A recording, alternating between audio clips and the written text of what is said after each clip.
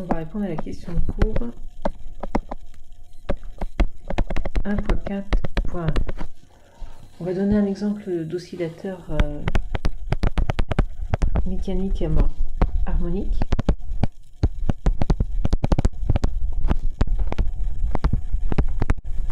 Alors on peut donner plusieurs exemples possibles. On va donner deux exemples ultra classiques. D'abord le cas du pendule simple. Donc le pendule simple, on va le modéliser par une ficelle qui va être accrochée à un point O ici. Et au bout de la ficelle, on va placer un point M qui porte une masse petit m. On va repérer donc la position du point M par un angle θ ici. Et on va à partir de là établir l'équation du mouvement. Alors la méthode est très classique. On va commencer par définir le système. Donc le système, c'est le point M de masse petit m. On se place dans le référentiel dans lequel on fait l'expérience, donc le référentiel du laboratoire, qui est supposé galiléen ici. On va faire le bilan des forces. Donc on va avoir le poids. Le poids va être vertical descendant. On va avoir la tension du fil, qu'on va noter grand T.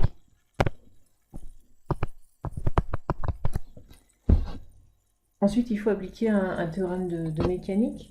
Alors pour l'instant, on va se contenter d'appliquer le principe fondamental de la dynamique, qu'on appelle aussi seconde loi de Newton.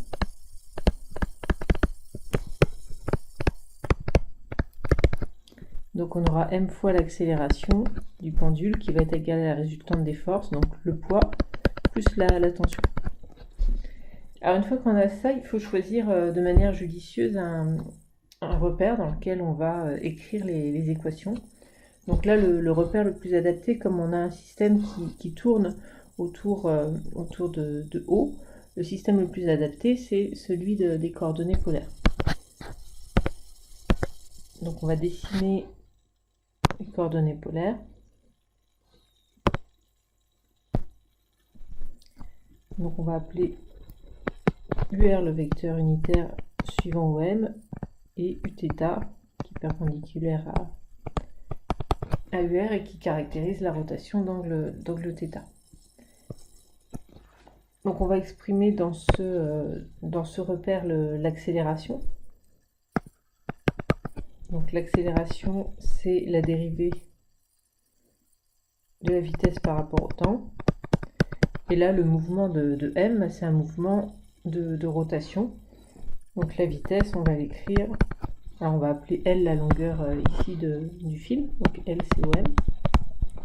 Et on va écrire que la vitesse, c'est L θ point Uθ. Donc ça va nous donner L θ de point Uθ moins L θ point carré UR.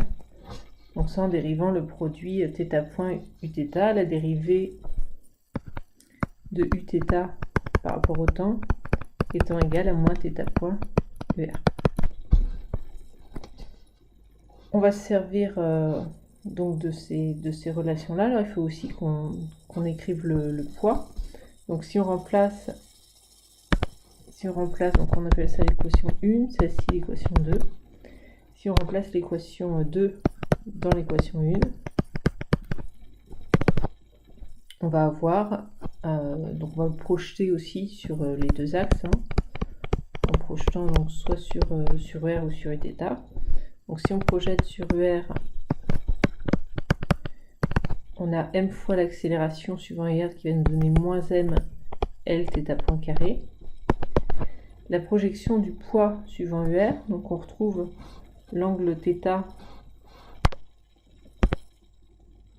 On retrouve bien sûr l'angle θ à ce niveau-là.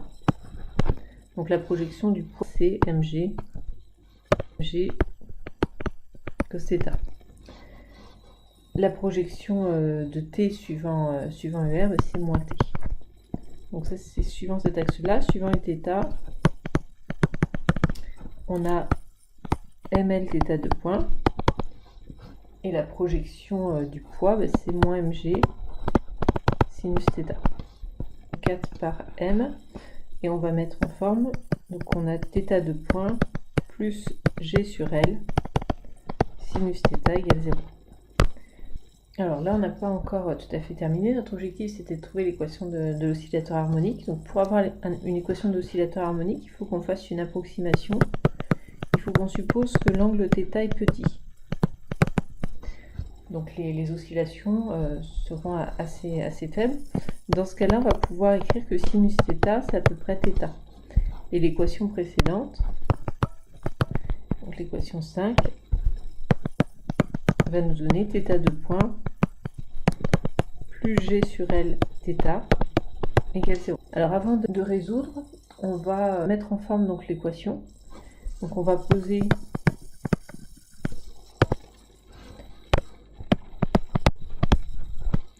la pulsation caractéristique, on note souvent oméga 0 donc au carré, la pulsation caractéristique au carré qui va être égale à g sur L. Donc oméga 0, qui est la pulsation du système, ce sera racine de g sur L. Donc on a θ de point plus oméga 0 carré θ qui est égal à 0. Alors on peut résoudre ça d'un point de vue mathématique, écrire l'équation caractéristique associée à cette équation différentielle et donc obtenir les solutions. Donc on a des solutions qu'on va écrire sous la forme θ de t égale a cosinus oméga 0t plus b sinus oméga 0t, avec a et b des constantes. Pour déterminer ces constantes, on a absolument besoin des conditions initiales. Donc au niveau des conditions initiales, plusieurs situations sont possibles. On va prendre une situation assez fréquente qui est qu'on va lâcher le pendule sans vitesse initiale avec un certain angle qu'on va noter θ0.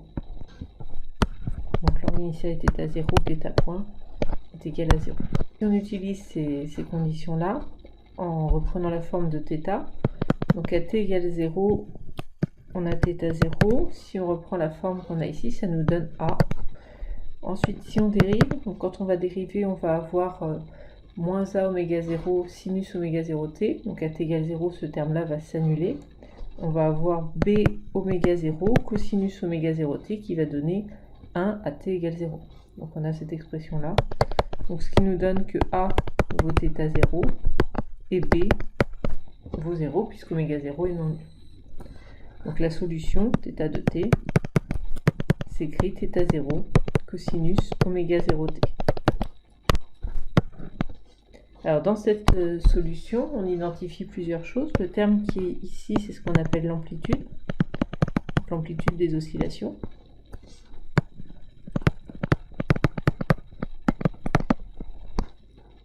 Donc le oméga 0, c'est la pulsation de l'oscillateur harmonique. Et puis on peut définir la période. Donc la période t. La période t est égale à 2π sur oméga 0. Donc ça nous donne 2π. Oméga 0, on avait trouvé racine de g sur L. 2π sur racine de g sur L. Et la fréquence, c'est l'inverse de la période, donc c'est 1 sur t.